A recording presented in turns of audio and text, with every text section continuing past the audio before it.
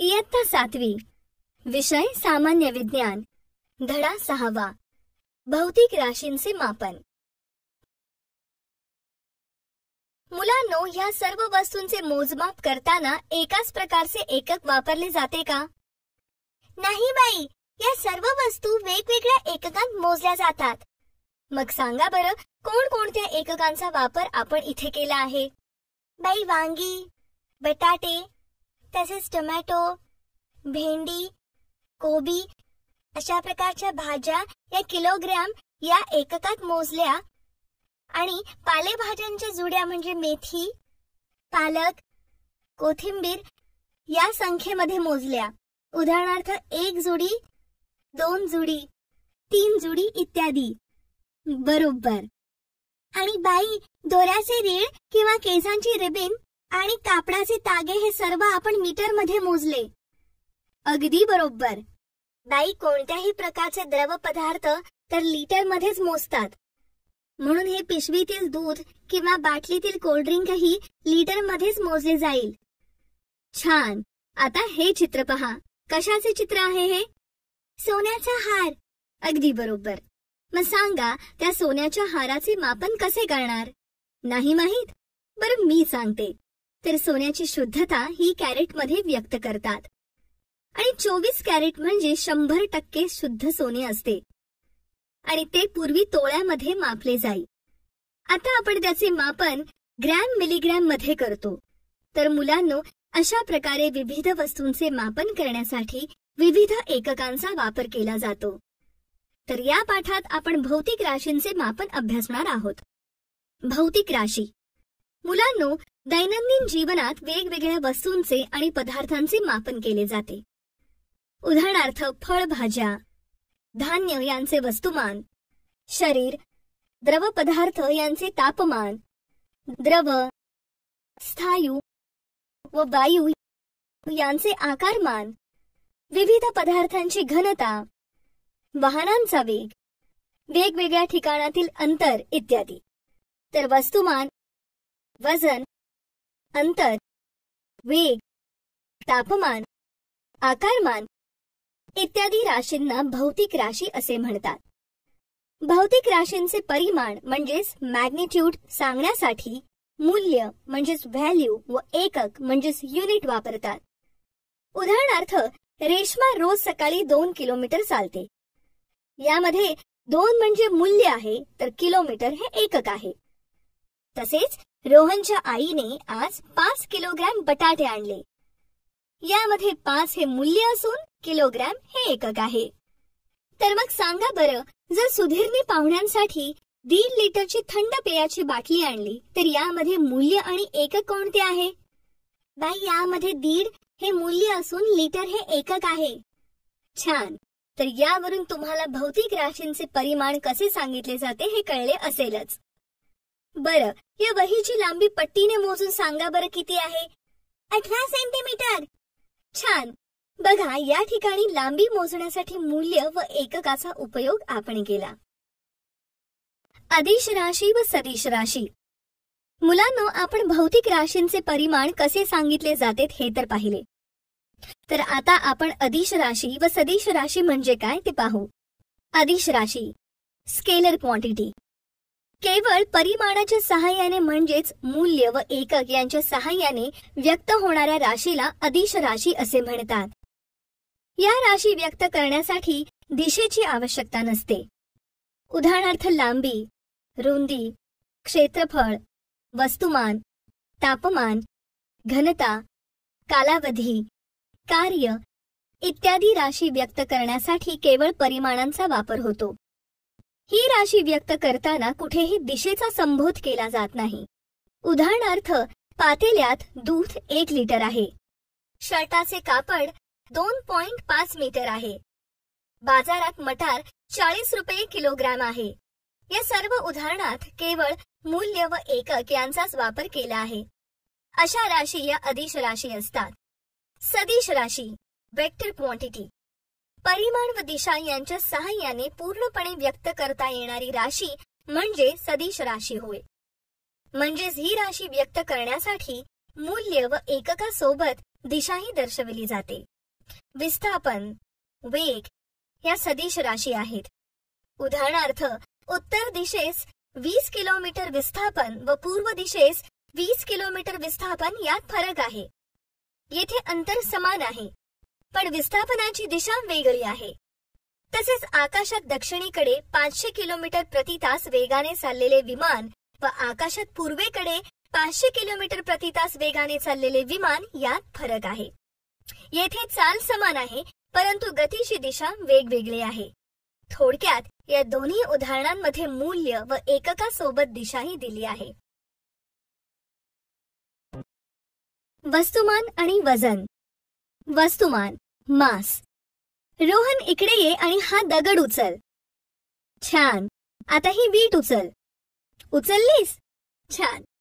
बरं, आता मला सांग, हा दगड आणि ही वीट उचलताना तुला काय अनुभव आला?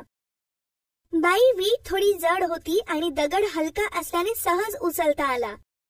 यावरून आपल्या हे लक्षात येते की एखाद्या पदार्थाचे वस्तुमान म्हणजे त्या पदार्थामध्ये सामावलेला एकूण द्रव्य संचय होय. पदार्थात निसर्गतः जडत्व असते. जडत्व म्हणजेच पदार्थात नैसर्गिकपणे स्थिती बदलास विरोध करण्याची प्रवृत्ती असते. पदार्थाचे वस्तुमान जितके जास्त असते तितकेच त्या पदार्थाचे जडत्वही जास्त असते. म्हणूनच वस्तुमान हे वस्तूच्या जडत्वाचे गुणात्मक माप आहे. वस्तू कितीही सूक्ष्म असली तरीही त्या वस्तूला काहीतरी वस्तुमान हे असतेच. वस्तुमानच नाही अशी कोणतीही वस्तू अस्तित्वात नाही. पदार्थाचे वस्तुमान हे नेहमी आहे तेच निश्चित राहते. त्यात कोणताही बदल होत नाही. वस्तुमान ही एक अदिश भौतिक राशी आहे. वस्तुमानाचे एकक किलोग्रॅम व ग्रॅम आहे. वस्तुमान माहीत नसलेल्या वस्तूचे वस्तुमान मोजताना ज्याचे वस्तुमान निश्चितपणे माहीत आहे अशा पदार्थांशी त्याची तुलना करून वस्तुमान ठरवले जाते. यासाठी 2 पारड्यांच्या तराजूचा वापर करून आपण अशी तुलना करू शकतो. हे पहा, माझ्या हातात हा फुगा आणि हा दगड आहे. आता मी तो वरून खाली टाकणार आहे. तुम्ही नीट लक्ष देऊन पहा. मुलांनो, या दोन्ही वस्तू वरून खाली पडत असताना तुम्हाला काय दिसून आले? बाई, दगड वेगाने खाली आला, मात्र फुगा तरंगत तरंगत खाली आला. म्हणजेच दोन्ही वस्तूंच्या वस्तुमानावर जेवढ्या गुरुत्वीय बलाने कार्य केले त्याप्रमाणे ती वस्तू पृथ्वीवर म्हणजेच जमिनीवर खाली आली. वस्तुमानावर जेवढे गुरुत्वीय बल कार्य करते त्याला वजन असे म्हणतात. वजन, वेट. पदार्थाचे वस्तुमान व पदार्थाचे वजन या 2 वेगळ्या गोष्टी आहेत. एखाद्या पदार्थाचे वजन म्हणजे तो पदार्थ ज्या गुरुत्वीय क्षेत्रात असेल त्या गुरुत्वीय क्षेत्राने पदार्थावर लावलेले गुरुत्वाकर्षण बल होय. म्हणजेच एखाद्या वस्तूला पृथ्वी ज्या गुरुत्वीय बलाने आपल्या केंद्राच्या दिशेने आकर्षित करते त्याला वजन म्हणतात. वजन ही सदिश राशी आहे. पृथ्वीवरील वेगवेगळ्या स्थानांनुसार वजन बदलू शकते, कारण स्थानपरत्वे गुरुत्वाकर्षण बदलू शकते. जसे पृथ्वीचे गुरुत्वाकर्षण विषुववृत्ताच्या मानाने ध्रुवांवर जास्त असते, त्यामुळे एखाद्या वस्तूचे वजन हे ध्रुवावर जास्त भरते तर विषुववृत्तावर सर्वात कमी भरते. तसेच जसजशी एखादी वस्तू उंचावर जाते तसतशी ती पृथ्वीच्या मध्य केंद्रापासून दूर जाते आणि उंचावरचे गुरुत्वीय बल हे समुद्र सपाटीवरच्या गुरुत्वीय बलापेक्षा कमी असते. म्हणून उंचावरच्या वस्तूचे वजन समुद्र सपाटीच्या वस्तूच्या वजनापेक्षा कमी भरते. दैनंदिन व्यवहारात वजनाचे माप म्हणून वस्तुमानाची ग्रॅम, किलोग्रॅम ही एकके वापरली जातात. मुलांनो, तुम्हाला हे माहीत असणे आवश्यक आहे की आपल्याला पृथ्वीच्या गुरुत्वीय बलामुळे वजन असते. चंद्राचे गुरुत्वीय बल कमी असल्याने तेथे पृथ्वीपेक्षा आपले वजन कमी भरते. वस्तुमान मात्र दोन्ही ठिकाणी सारखेच असते. प्रमाणित मापन. मुलांनो, आता आपण एक एक प्रयोग करूया. हा पहा, हा एक सुतळीचा गुंडा आहे. रोहन, ही घे कैची आणि यातील एक हात सुतळी तुझ्या हाताने मोज आणि कापून मला दे. कापलीस? छान. आता रेश्मा, तू ये. तू पण एक हात सुतळी तुझ्या हाताने मोज आणि कापून मला दे. आता कोमल, तू ये. तू पण एक हात सुतळी मोज आणि कापून मला दे. छान. आता सगळ्यांच्या सुतळी आपण मोजून पाहूया. त्या समान आहेत की नाहीत? हे पहा, काय दिसते तुम्हाला? बाई, या तीनही सुतळी वेगवेगळ्या लांबीच्या आहेत, त्या समान नाहीयेत. बरोबर. आता राकेश, तू ये इकडे आणि या बाकाची लांबी तुझ्या हाताच्या वितीने मोजून सांग. एकूण किती विती झाल्या? बाई, माझ्या एकूण 7 विती झाल्या. बरं सायली, आता तू मोज.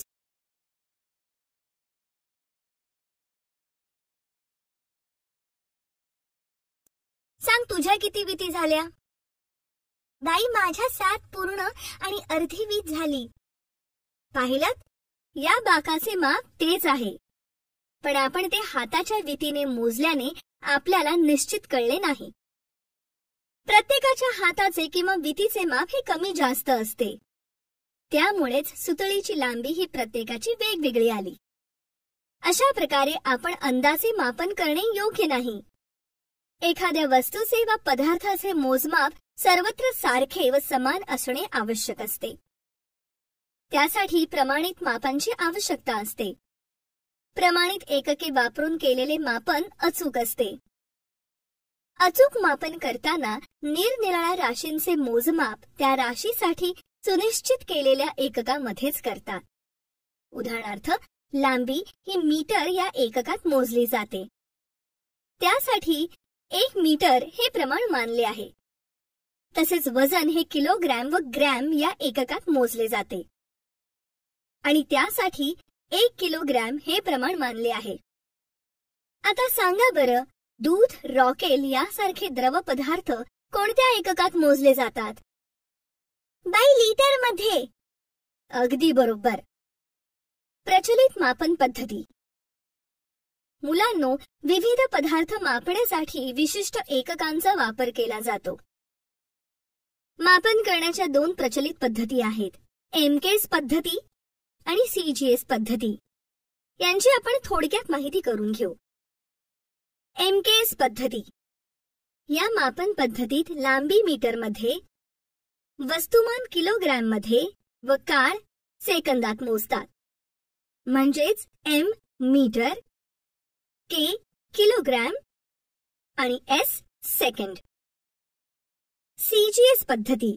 या मापन पद्धतीत लांबी सेंटीमीटरमध्ये, वस्तुमान ग्रॅममध्ये व काळ सेकंदात मोजतात. म्हणजेच सी सेंटीमीटर, जी ग्रॅम आणि एस सेकंड.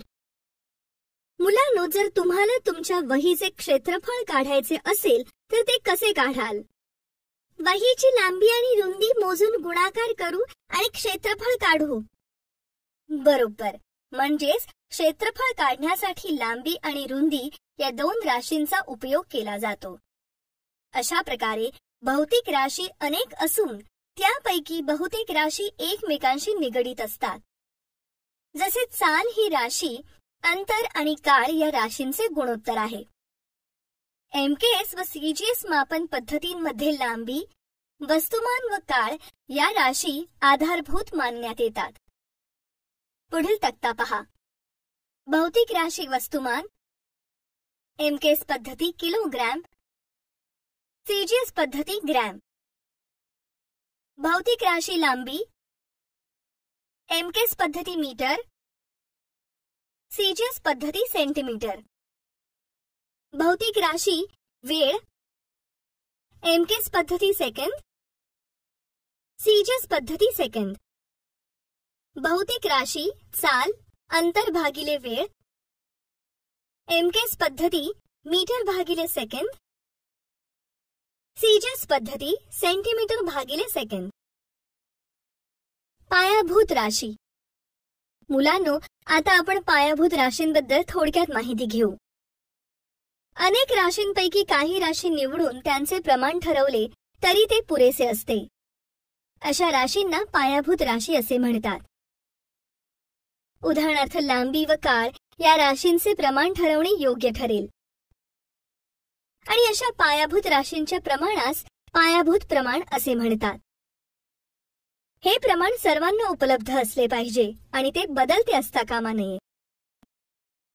एककांची आंतरराष्ट्रीय पद्धती. मेट्रिक पद्धती ही एककांची आंतरराष्ट्रीय पद्धती सिस्टम इंटरनॅशनल म्हणजेच SI 7 पायाभूत राशींवर आधारित आहे. ही पद्धती दशमान पद्धतीवर आधारलेली एक आंतरराष्ट्रीय मापन पद्धती आहे. या पद्धतीतील लांबीचे एकक मीटरवर आधारलेले असल्याने तिला मेट्रिक पद्धती हे नाव प्राप्त झाले. वैज्ञानिक अनुसंधानातील मापनाकरिता या पद्धतीचा उपयोग पूर्वीपासूनच सर्रासपणे होत आला आहे. व्यापारी व व्यवहारी मापनाकरिता या पद्धतीचा उपयोग आज जगातील बहुसंख्य लोक करताना आढळतात. इसवी सन 1970 नंतरच्या दशकात अमेरिकेच्या संयुक्त संस्थानाचा अपवाद सोडला तर जगातील सर्व औद्योगिकदृष्ट्या प्रगत अशा राष्ट्रांनी वापराकरिता एकमेव पद्धत म्हणून तिचा स्वीकार केला आहे. मुलांनो, या तक्त्यामध्ये पहा. यामध्ये मेट्रिक पद्धतीतील लांबी, वस्तुमान व काळ या पायाभूत राशींच्या एककांची नावे आणि चिन्हे दिली आहेत. राशी, लांबी, एककाचे नाव मीटर, एकक चिन्ह M. राशी, वस्तुमान, एककाचे नाव किलोग्रॅम, एकक चिन्ह kg. राशी, काळ, एककाचे नाव सेकंद, एकक चिन्ह S. पायाभूत राशींचे प्रमाण. मुलांनो, वस्तुमानाचे प्रमाण म्हणून प्लॅटिनम इरिडियम संमिश्राचा एक भरीव दंडगोल पॅरिस येथील आंतरराष्ट्रीय वजन माप संस्थेमध्ये ठेवला आहे. आंतरराष्ट्रीय करारानुसार त्याच्या वस्तुमानाला 1 किलोग्रॅम असे म्हणतात. प्लॅटिनम इरिडियम संमिश्रणाच्या या आदिरूप पट्टीवर 2 सूक्ष्म रेषा कोरलेल्या आहेत. या 2 रेषांमधील अंतर मीटर म्हणून प्रमाण मानले आहे. पृथ्वीच्या एका परिवलनास जो वेळ लागतो तो वेळ अचूक साधनाने मोजून त्यास 24 तास धरून 1 दिवस प्रमाणित केला जातो. एका तासाची 60 मिनिटे व एका मिनिटाचे 60 सेकंद याप्रमाणे 1 सेकंद प्रमाणित केला जातो. अणुघड्याळ. अणुघड्याळ म्हणजेच ॲटॉमिक क्लॉक हे जगातील आतापर्यंतचे सर्वात अचूक घड्याळ असून ते जर्मनीमधील तज्ञांनी तयार केले आहे. भारित कणांचा वापर करून या घड्याळाची निर्मिती करण्यात आली आहे. संशोधकांनी तयार केलेले हे घड्याळ सध्या वापरात असलेल्या घड्याळांच्या 100 पट अचूक आहे. काही अब्ज वर्षे झाली तरी या घड्याळात चूक होत नाही असा शास्त्रज्ञांचा दावा आहे. मापनाचा इतिहास. मुलांनो, तुम्हाला हे माहित आहे का, मानवाला पहिल्यांदा जेव्हा मापनाची गरज भासू लागली तेव्हा त्याने स्वतःच्या शरीराच्या भागांचा वापर करणे सुरू केले. प्राचीन काळात इजिप्तमध्ये माणसाच्या कोपरापासून मधल्या बोटाच्या टोकापर्यंतच्या अंतरास क्युबिट असे म्हणत आणि प्रत्येक व्यक्तीनुसार हे माप वेगवेगळे असे. म्हणून राजाचे क्युबिट हे प्रमाण मानले जाई. तसेच पूर्वी आपल्याकडे गुंज या मापाने सोने तोलत असत. शिवाय कालमापनासाठी वाळूचे घड्याळ वापरले जात असे. इंग्लंडमध्ये लांबी मोजण्यासाठी पावलाचा वापर करीत, म्हणून लांबीचे एकक फूट हे झाले. प्रत्येक व्यक्तीचे पाऊल वेगवेगळ्या लांबीचे असते, म्हणून राजाच्या पावलाचे माप त्यासाठी वापरले जाई. 12 इंचाचा 1 फूट निश्चित ज्याच्या पावलावरून केला गेला तो राजा खूपच उंच होता. अचूक मापनाचे महत्त्व. मुलांनो, आपण मापनाचा इतिहास समजून घेतला. आता आपण अचूक मापनाचे महत्त्व समजून घेऊ. मुलांनो, भाजीवाली, किराणा मालाचे दुकान आणि सोनाराच्या दुकानात मोजमापनासाठी काय वापरतात सांगा बरं? भाजीवालीकडे साधा तराजू, किराणा मालाच्या व सोनाराच्या दुकानात इलेक्ट्रॉनिक तराजू असतो. बरोबर. म्हणजेच आपण कोणत्या वस्तूचे मापन करतो यावर मापनाचे साधन ठरते आणि म्हणूनच योग्य मापनासाठी योग्य साधनांचा वापर करणे आवश्यक असते.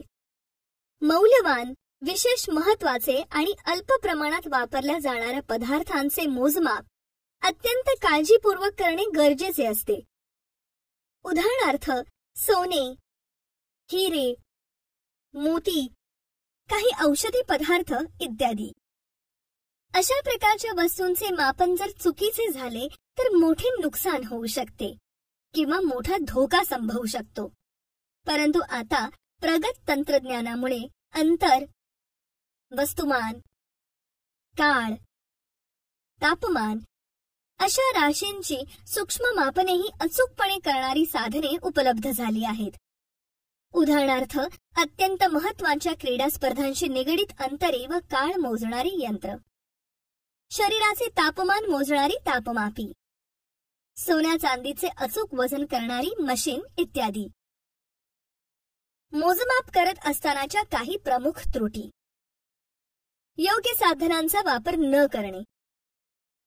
आपण पाहतो की काही वेळा भाजीवाले किंवा दुकानदार योग्य वजने वापरत नाहीत. त्या जागी ते दगड किंवा त्या वजनाची इतर वस्तू वापरतात. त्यामुळे होणारे वजन अचूक होत नाही. कधी कधी तराजू नीट कार्य करीत नाही. काही दुकानदार तर ग्राहकांची चक्क फसवणूक करतात. यासाठी ते तराजूच्या खालील बाजूस लोहचुंबक लावतात. तसेच बऱ्याच वेळा पेट्रोल पंपवर पेट्रोल भरताना आपण इंडिकेटरकडे लक्ष देत नाही. त्यामुळे योग्य प्रमाणात पेट्रोल दिले गेले की नाही हे आपल्याला कळत नाही. साधनांचा योग्य पद्धतीने वापर न करणे. मापन करण्यासाठी विविध प्रकारची साधने बाजारात विक्रेते वापरत असतात. किराणा दुकानात तराजू, कापड विक्रेत्याकडे मोजमापाची टेप, दूधवाल्याकडील दूध मापनाचे साधन अशा विविध साधनांचा वापर योग्य पद्धतीने केला जात नाही. काही विक्रेते तराजू काट्यात फेरफार करून ठेवतात. काही जण कापड मोजताना त्याचे योग्य मापन करीत नाहीत. या सर्व कारणांमुळे ग्राहकांनी नेहमी जागृत राहावे आणि आपण फसवले जाणार नाही याची काळजी घ्यावी. बाजारात गेल्यानंतर वापरला जाणारा तराजू स्थिर आहे की नाही, तराजू कसा धरला आहे याबाबत विद्यार्थ्यांनीही जागरूक असावे. ग्राहक संरक्षण विभागात शासनाची जबाबदारी. मुलांनो, ज्याप्रमाणे आपली फसवणूक होऊ नये म्हणून ग्राहकाने सतर्क राहण्याची गरज आहे, त्याचप्रमाणे ग्राहकांची फसवणूक होऊ नये म्हणून शासनाच्याही काही जबाबदाऱ्या आहेत. त्यासाठी शासन पुढील गोष्टी करते. ग्राहकांची फसवणूक होऊ नये यासाठी शासनाच्या अन्न, नागरी पुरवठा व ग्राहक संरक्षण विभागात वजनमाप उपविभाग कार्यरत असतो. या उपविभागाचे अधिकारी ठिकठिकाणी जाऊन योग्य वजन वापरले आहे की नाही, तराजू नीट आहे की नाही याची खात्री करीत असतात. या विभागाने प्रमाणित वजनमापे वापरणे सर्व विक्रेत्यांना बंधनकारक केले आहे. या विभागाकडूनच वजनमाप उत्पादन, विक्री व दुरुस्ती यासाठी आवश्यक परवाने दिले जातात. तसेच नवी दिल्ली येथील राष्ट्रीय भौतिक प्रयोगशाळेत metre, kilogram, second, kelvin, ampere, candela या 6 मूलभूत एककांची प्रमाणे ठेवली आहेत. मुलांनो, अमुक धरणामध्ये किती पाणी साठते आहे, किती पाणी धरणातून सोडले आहे, सध्या धरणामध्ये किती पाणी साठा शिल्लक आहे, अशा प्रकारच्या बातम्या तुम्ही दरवर्षी पावसाळ्यात किंवा उन्हाळ्यात ऐकल्या असतीलच. तर याच संदर्भात मी तुम्हाला काही अधिक माहिती देते आहे. 1 TMC पाणी म्हणजे 1000 मिलियन क्युबिक फीट म्हणजे 1 अब्ज घनफूट पाणी होय. 1 घनफूट म्हणजे 28.317 लिटर. 1 TMC म्हणजे सुमारे 28.317 अब्ज लिटर पाणी होय. मुलांनो, आपल्या रोजच्या जीवनात आपण अनेक भौतिक राशी आणि त्यांचे मापन करण्यासाठी वापरायची साधने पाहतो. तर वजन करण्यासाठी वापरण्यात येणारे कोणकोणते काटे तुम्ही पाहिले आहेत ते सांगा. बाई, भाजी तोलायचा तराजू, हातात धरतात तो 2 पारडीवाला. बाई, सपाट पृष्ठभागावर ठेवायचा स्टँडवाला तराजू, भाजी फळे तोलतात तो. माणसाचे वजन करायचा काटा, साधा तबकडीवाला आणि इलेक्ट्रॉनिक. वाण्याकडचा इलेक्ट्रॉनिक काटा, रद्दीवाल्याच्या दुकानातील मोठा तराजू, शिधा वाटप दुकानातील धान्याचा तराजू, त्याचे धान्य घालायचे पारडे वेगळ्या आकाराचे असते. सोनाराच्या दुकानातील छोटा तराजू तो काचेच्या पेटीत ठेवलेला असतो. पोस्ट ऑफिस मधील पार्सलचे वजन करायचा काटा. अरे वा, बरीच माहिती आहे की तुम्हाला.